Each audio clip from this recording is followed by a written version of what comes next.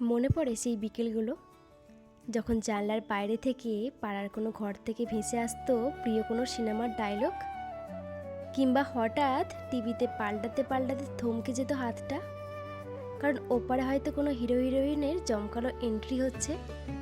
90-এর দশকে সেই সময়টাই ছিল অন্যরকম। কোনো বিশেষ নাম জানতাম না, শুধু জানতাম ওই সুরটা শুনলেই নাকি মন ভালো হয়ে যায়।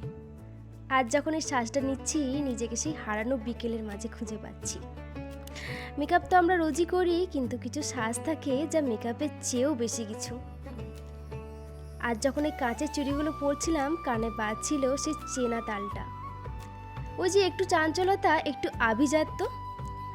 সবাই তো প্রোডাক্টের গুণগান গায়, আমি না হয় আজ অনুভূতির গল্প বলি।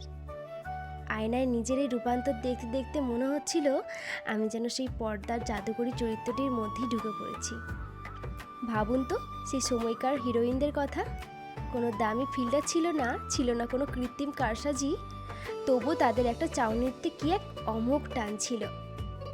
বিশেষ করে নাকে নথ আর কপালে টিপ, কি এক মায়া মাখানো থাকতো তাতে।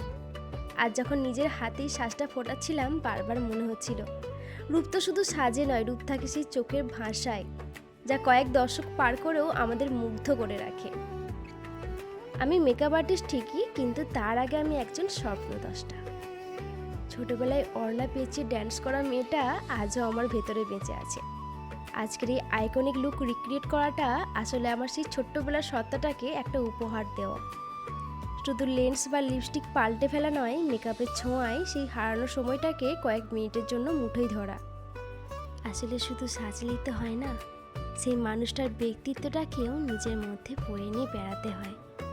এই যে সবুজ কাঁচের চুড়িগুলো ঝিনঝিন শব্দ, কিংবা নাকি ভারী নথটা, এগুলো আমার কাছে শুধু গয়না নয়, এগুলো এক একটা ছোট ছোট গল্প।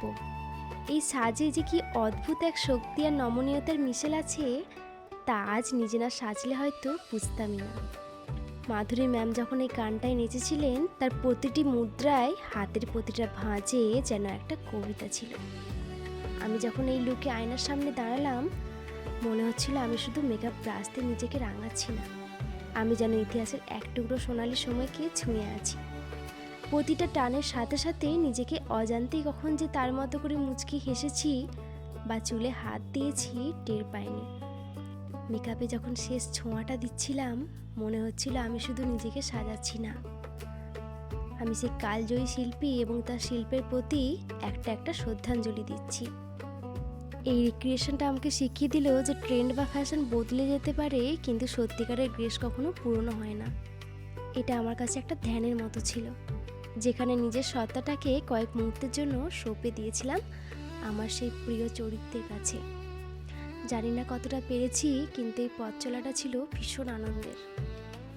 ভিডিওটা যখন শেষ করছি, আমার মনে হচ্ছে সময় চলে যায় ঠিকই, কিন্তু তার রেস থেকে যায়।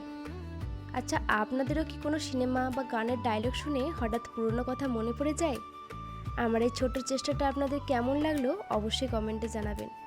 আর আপনাদের কোন অংশটা ভালো লেগেছে সেটাও কিন্তু জানাতে একদম ভুলবেন না। ভালো থাকবেন, সুস্থ থাকবেন, আবার দেখা হবে অন্য একটি ভিডিওতে। আজকের মতো এখানেই শেষ। Tata, bye bye.